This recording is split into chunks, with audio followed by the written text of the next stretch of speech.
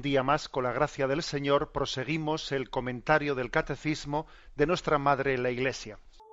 Continuamos en esta edición del Catecismo, pasando al último punto de este apartado de la Encarnación, al 463. Bueno, y es otro aspecto más de la Encarnación, ¿eh?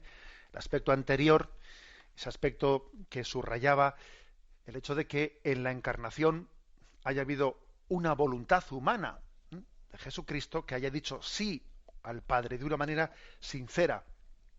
Es como si dijésemos, no había ninguna voluntad humana capaz de responder un sí incondicional al Padre. Y entonces ha venido el Hijo, la Encarnación ha tenido como objeto el que haya un sí al Padre. Ya que la humanidad no es capaz de responderle generosamente, Él mismo envía a su Hijo, haciéndose hombre, para decirle sí en nombre de toda la humanidad que no ha sido capaz de decirle sí. Y además, no únicamente para decirle él que sí, sino para suscitar en nosotros muchos síes, como suscitó el de María. Él ha venido para que la humanidad pueda responderle a Dios, sí, hágase tu voluntad, te quiero, te amo. Es el motivo de la encarnación, ¿eh? Bien, y este punto 463 que introducimos ahora dice: la fe en la verdadera encarnación del Hijo de Dios es el signo distintivo de la fe cristiana. Podéis conocer en esto el Espíritu de Dios. Todo espíritu que confiesa a Jesucristo venido en carne es de Dios. Primera Juan 4:2. Esa es la alegre convicción de que la Iglesia desde sus comienzos, cuando canta el misterio, el gran misterio de la piedad, Él se ha manifestado en la carne. Bueno, una autentificación, una manera de distinguir dónde está la auténtica fe cristiana, es confesar a Jesús venido en la carne. Esto que dice Primera de Juan, capítulo 4, versículo 2, tenía su razón de ser, porque ya cuando esto se escribe, ya habían comenzado a surgir, antes de finales del siglo I, cuando esta carta de San Juan es escrita, ya habían comenzado a surgir determinadas herejías y determinadas deformaciones de la presentación del misterio de Jesús de tipo gnóstico, que se resistían a afirmar pues que Dios se hubiese hecho carne, se hubiese hecho hombre con todas las consecuencias. Les parecía demasiado fuerte eso, porque a las filosofías griegas especialmente, que hacían, que venían a subrayar las filosofías platónicas, venían a subrayar que el espíritu tiene que despojarse de la materia. Claro, a quien tenía esa concepción filosófica, que digamos lo que es signo de superioridad es el espíritu despojado de la materia. Claro, a quien tenía ese tipo de concepciones, que incluso decían que el hombre es como un espíritu encerrado en una cárcel, que la cárcel es el cuerpo, y entonces lo que tenemos que hacer es despojarnos del cuerpo para liberar el espíritu. A quienes tenían esa concepción, claro, se les hacía muy fuerte eso de decir que Dios se ha hecho hombre, ha asumido la condición humana y además para siempre se ha hecho hombre. Claro, eso se resistían a creer eso. Y entonces comenzaron a surgir las herejías gnósticas, que venían a decir, no, es que tomó la apariencia de hombre, pero no se hizo plenamente hombre. En el fondo era pues un cuerpo, pero un cuerpo con apariencia humana, pero no tenemos que entenderlo. No, y la Iglesia dijo, ¿cómo que no? Se encarnó. Además, no únicamente dice se humanizó. No dice se humanizó, dice se encarnó. Porque la palabra humanizar, bueno, pues podría dar la impresión de que es algo más etéreo, tomó aspecto humano, actitudes humanas. No. Se encarnó, tomó carne de nuestra carne. O sea, por eso San Juan insiste tanto en esto. Y por eso San Juan, que es el Evangelio escrito más tarde, él y sus cartas, es el que habla de encarnarse, hacerse carne. Porque él ve que hay riesgo de ese tipo de herejías que vienen, sí, bueno, o sea, Dios se humanizó, pero existía una resistencia a decir que era hombre con todas las consecuencias, ¿no? Y así entendemos ¿De dónde viene esta frase? Podréis conocer en esto el Espíritu de Dios. Todo espíritu que confiese a Jesucristo venido en la carne es de Dios. Y el que no le confiese venido en la carne no es de Dios. Es una falsa herejía que surge en nuestro entorno. Hay tres misterios, si me permitís, de nuestra fe, que están muy ligados. La encarnación, el creer que tomó la carne humana, la resurrección de la carne, es decir, Jesucristo resucitó su cuerpo, verdaderamente resucitó. Esa carne de Jesucristo que había sido depositada en el sepulcro, ese cuerpo de Cristo resucitó, sí, espiritualizado, o sea, no sometido a las leyes materiales, que era un cuerpo que traspasaba las paredes, sí, ya lo sabemos, sí, pero el mismo cuerpo, aquel que le dijo a Tomás, trae tus dedos y mira el agujero de mi costado y mira los agujeros de los clavos. O sea, que está muy unido el misterio de la encarnación, de la resurrección de la carne y de la presencia real de Cristo en la Eucaristía, en la que su carne y su sangre están presentes en el pan y en el vino de la Eucaristía. Estos tres misterios están muy unidos entre ellos. Y claro, cuando no creemos en la encarnación de verdad, enseguida ocurre que también decimos, bueno, pues la resurrección lo que quiere decir es, pues eso, ¿no? Pues que después de la muerte algo sigue viviendo en nosotros, pues es una especie como, casi se confunde resurrección con inmortalidad del alma. No, perdón, son dos cosas distintas. Nosotros creemos en la inmortalidad del alma y además también en la resurrección. Luego no diluyamos nuestra fe en la resurrección.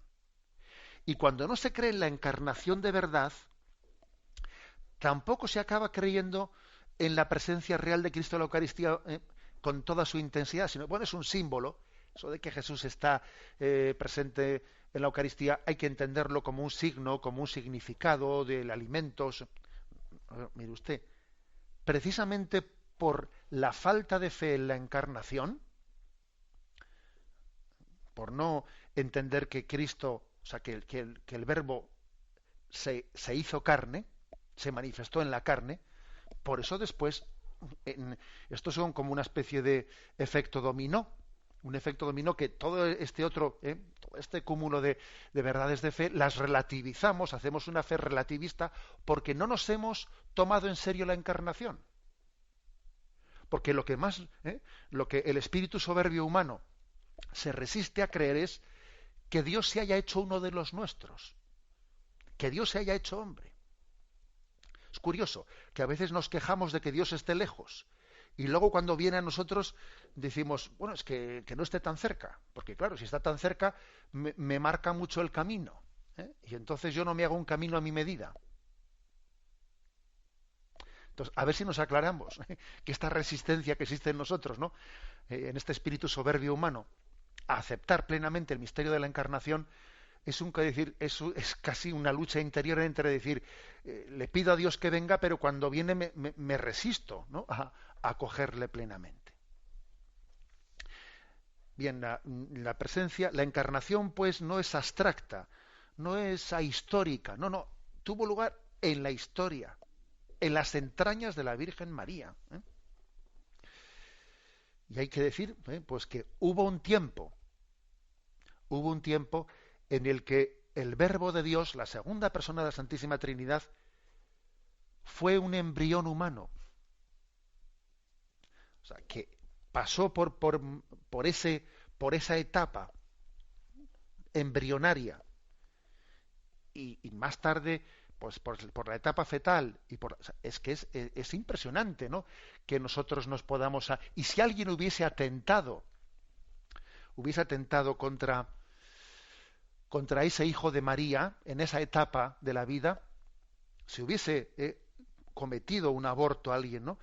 Pues hubiésemos cometido un homicidio que al mismo tiempo hubiese sido un deicidio. Bueno, ya sé que estoy diciendo palabras fuertes, pero es que esta es la consecuencia de la encarnación, de nuestra fe en la encarnación. Bueno, termina el punto 463 diciendo que la primera carta a Timoteo, a la encarnación le llama el gran misterio de la piedad. Solemos proclamar esta lectura en el entorno de las Navidades, del día de Navidad.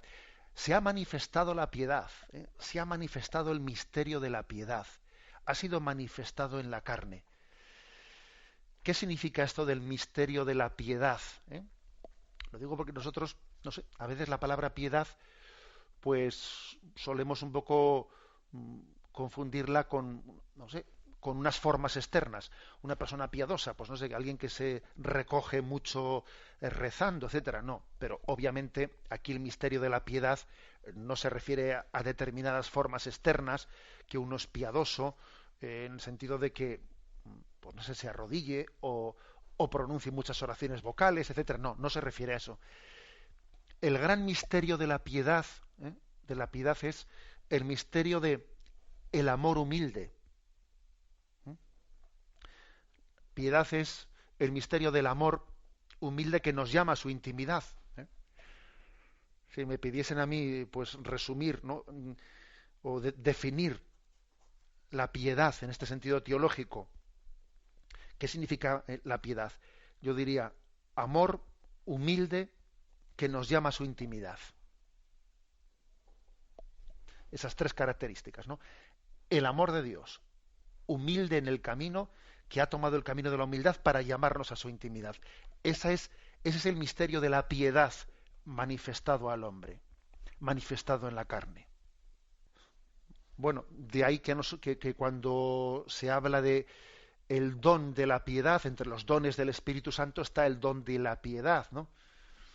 Bueno, pues el don de la piedad en el fondo es el don de decir, tengamos plena confianza con Dios, sepamos ponernos plenamente en sus manos, ¿no? Ese es el don de la piedad, que tú aprendas, que seas un hombre que viva en presencia de Dios y sepas acogerte plenamente a Él. Eso es el don de la piedad, que lógicamente se traducirá en tener oración profunda, etcétera. Pero, digamos, el don de la piedad, el misterio de la piedad, desde el punto de vista de Dios, es el amor humilde que nos llama a su intimidad. Y desde el punto de vista nuestro, el don de la piedad, pues es el don que nos da el Espíritu Santo para confiarnos plenamente en Él, abandonarnos en su amor. Es visto desde su lado o desde el nuestro. El término piedad puede ser expresado en ambos sentidos. Cuando se mira desde el lado de Dios, se le llama misterio de la piedad, y cuando se mira desde nuestro lado, se le llama don de piedad.